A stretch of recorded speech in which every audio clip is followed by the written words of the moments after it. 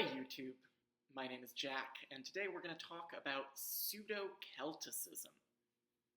Yay! Bear with me, I'm not entirely together today.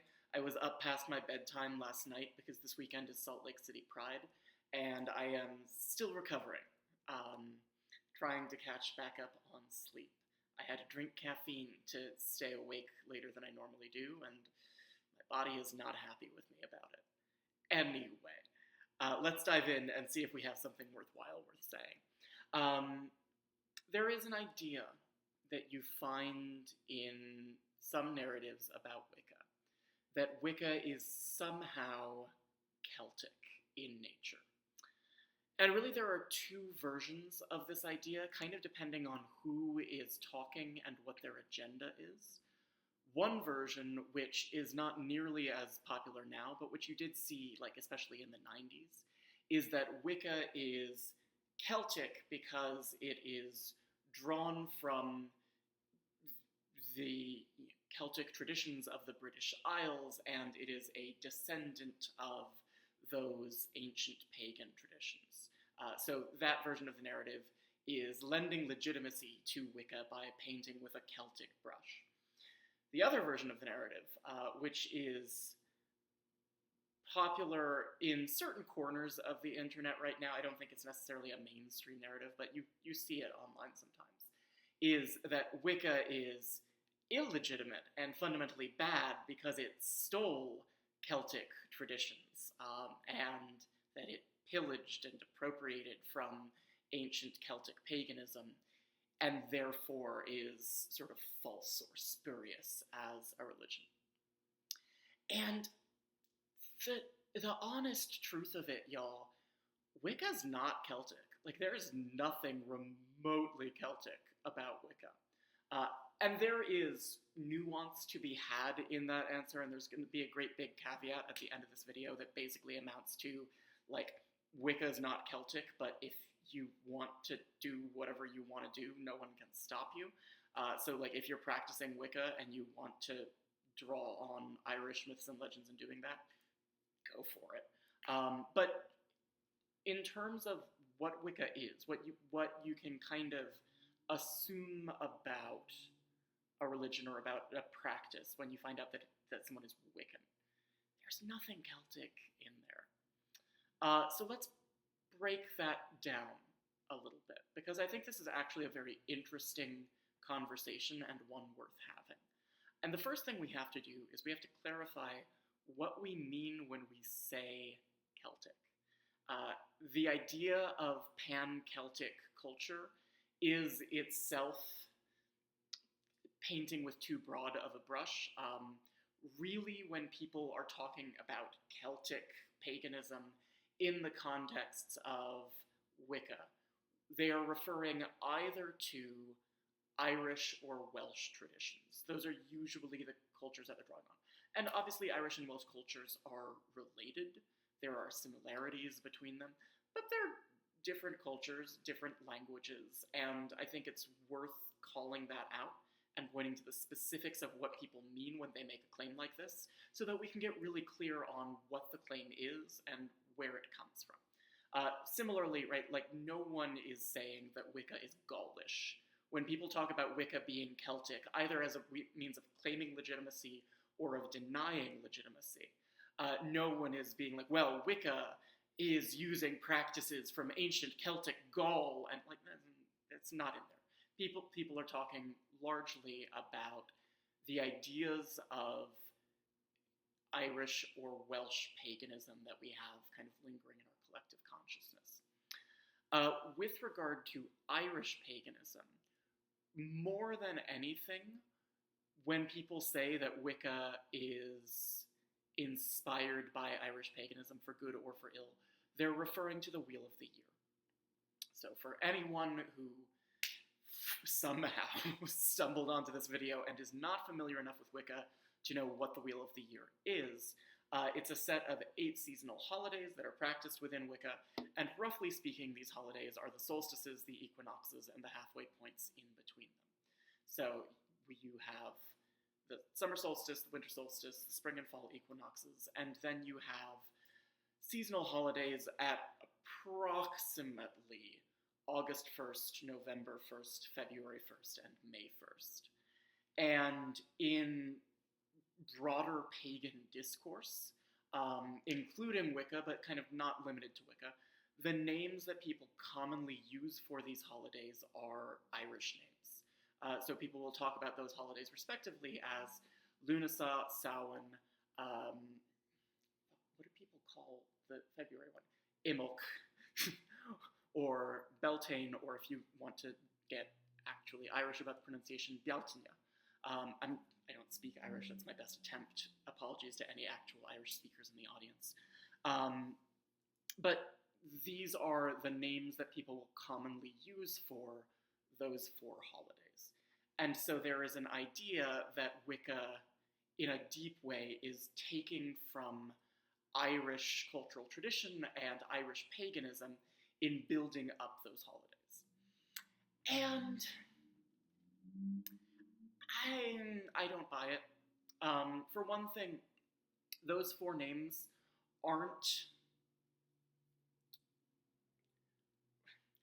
they have become a part of the landscape of kind of broader pagan discourse by now, but they come into paganism and into Wicca with the publication of 8 Sabbats for Witches by Janet and Stuart Farrer.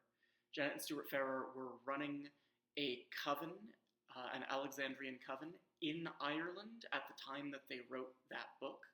And because they were in Ireland, they were incorporating the folklore and mythology and cultural practices of the landscape that they inhabited, and started using those names for the holidays that their coven was observing. And they say in the book, like, if you're not in Ireland, if you're living elsewhere and there are cultural associations with these dates in the place that you live, you might very well end up using those names for the holidays.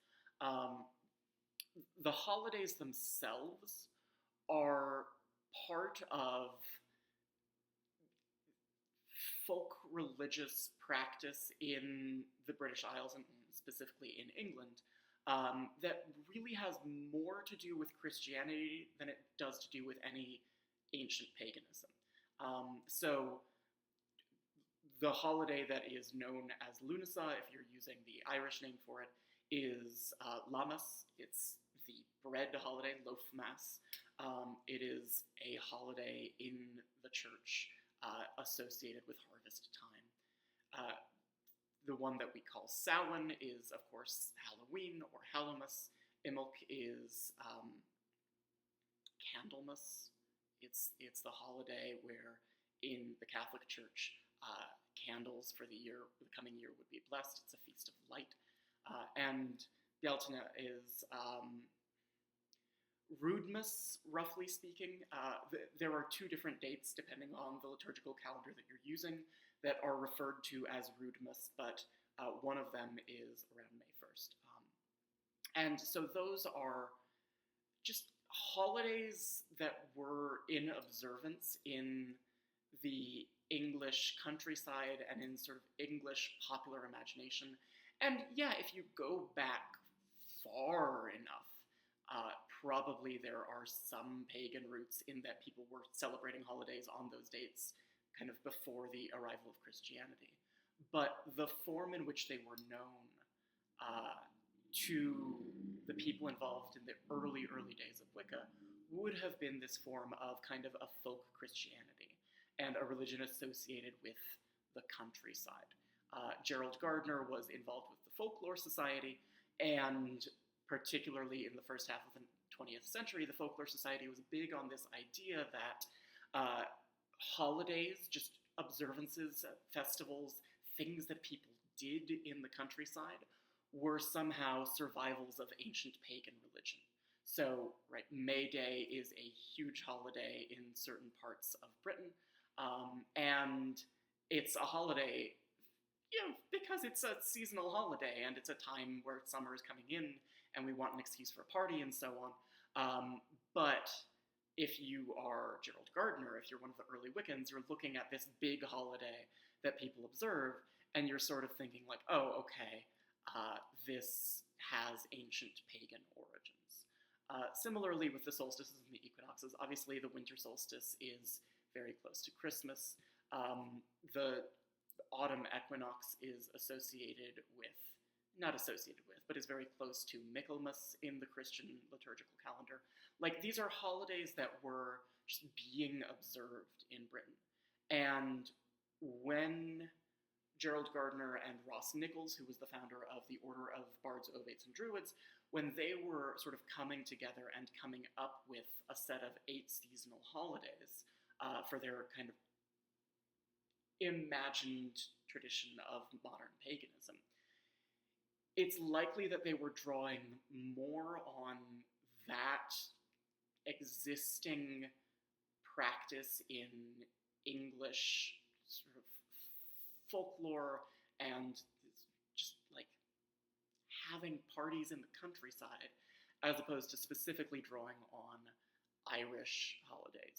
If you look at the kinds of things that Gardner says about the greater Sabbats, the ones that people use Irish names for, generally speaking, he's not talking about them in a way that indicates any kind of connection to specific Irish practices. And he's not using those names for them either. He mentions that in Ireland there are also holidays that fall on these dates, but he's not saying we use these dates and call our holidays by these names because that's what's going on in Ireland. So that's one thing. The book, really par excellence, the book to read about the origins of the Wheel of the Year is The Stations of the Sun by Ronald Hutton, which is a fabulous book. It is my favorite Ronald Hutton book. People obviously love The Triumph of the Moon, and The Triumph of the Moon is fabulous.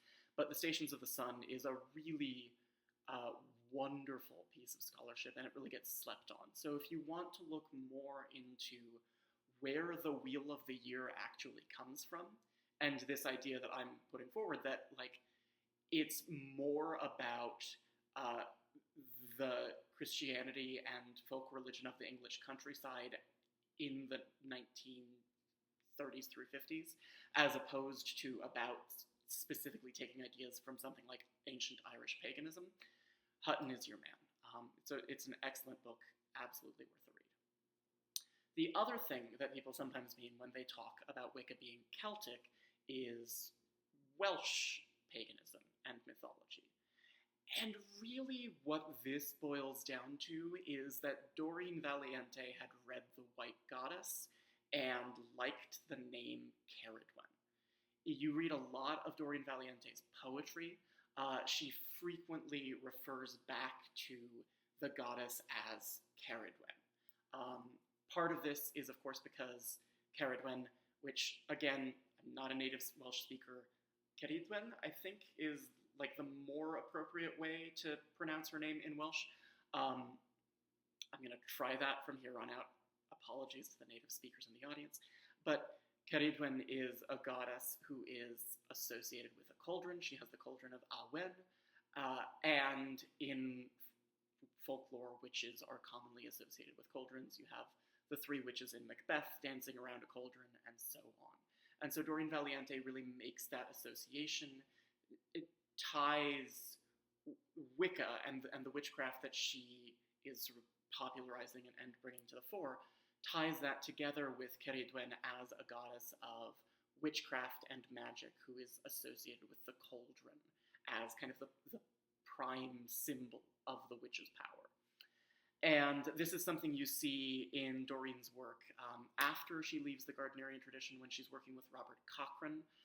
There's a lot of Ceridwen-oriented imagery in Doreen's work and in her witchcraft. And it's largely related to the publication of The White Goddess. So The White Goddess is a book by Robert Graves, comes out in 1948. As a piece of scholarship, it is absolute balderdash, but it was this poetic vision of a pagan past. It's the source of the idea of a triple goddess that's now pretty popular in a lot of modern paganism. And in The White Goddess, Robert Graves draws pretty heavily on Welsh mythology as kind of the source of his ideas about ancient goddess worship. And he talks about a triple goddess in particular, using the names of three figures from Welsh mythology. He has Arianrhod as the mother goddess, the goddess of birth and initiation. He talks about Blodeuwedd as the bride goddess, the goddess of love, marriage, as well as the goddess of wisdom, because she gets turned into an owl, and he thinks that therefore she is like Athena, because he was not a very good critical reader of mythology. But so Arianrhod he associates with birth and initiation, Blodeuwedd he associates with marriage and wisdom, and then Ceridwen he associates with death. And these are, according to Robert Graves, kind of the three primary aspects of the goddess. And what you see in Doreen's work is that she was influenced by Robert Graves. She also talks about Gardner having been influenced to a certain extent by Robert Graves.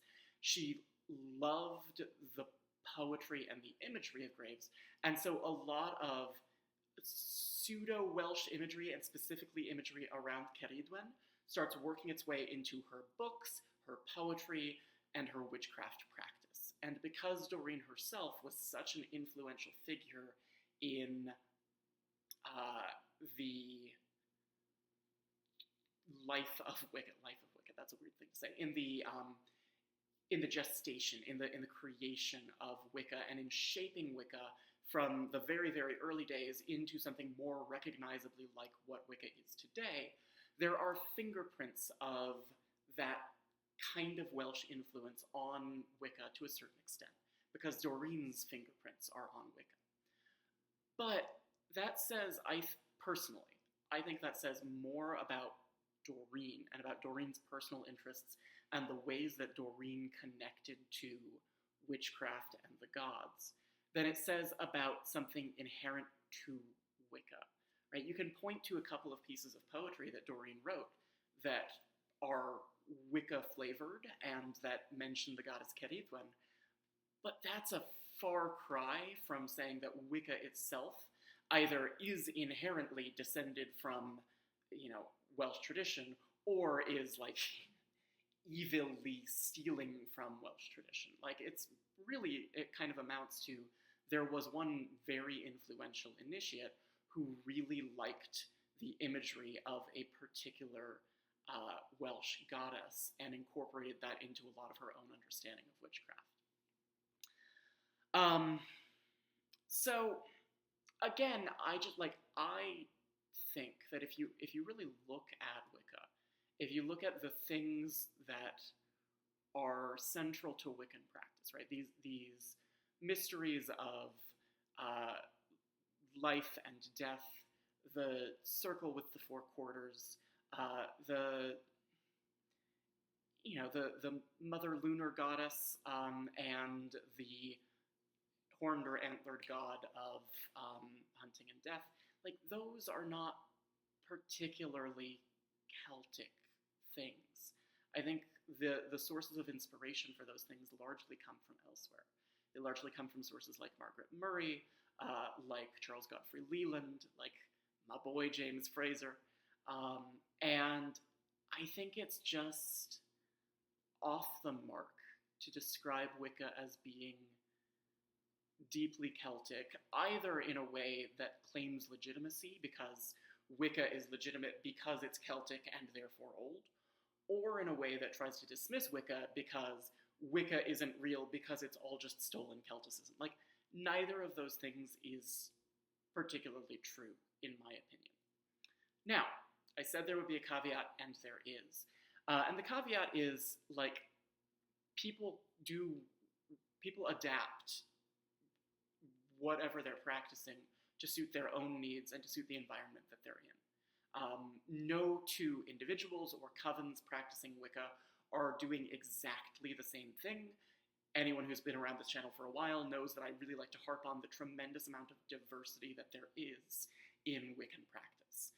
And so there are initiates who really like Irish or Welsh, or hell, Gaulish, paganism and mythology and culture and incorporate those things into their practice. And if you're doing that, like, bully for you, great, go for it, do it. There is nothing that says that Wicca can't be Celtic, or, again, let's be more specific, Irish, Welsh, etc. There's nothing that says Wicca can't be that, any more than there is something that says Wicca is inherently that. So if you are in a coven in Ireland, it might make perfect sense for you to incorporate Irish mythology into what your coven is doing. And that's above board. That's legit. The point that I just wanted to make was that I think when we talk about Wicca, the sort of the landscape of Wicca as a whole, I don't think it makes sense to talk about Wicca as being Celtic. I don't think that is a helpful, informative, or accurate thing to say. So, that's about all I've got for today. I rambled a little bit there in the middle, but hopefully it was still interesting. Thanks for listening, and I will catch you next time. Bye.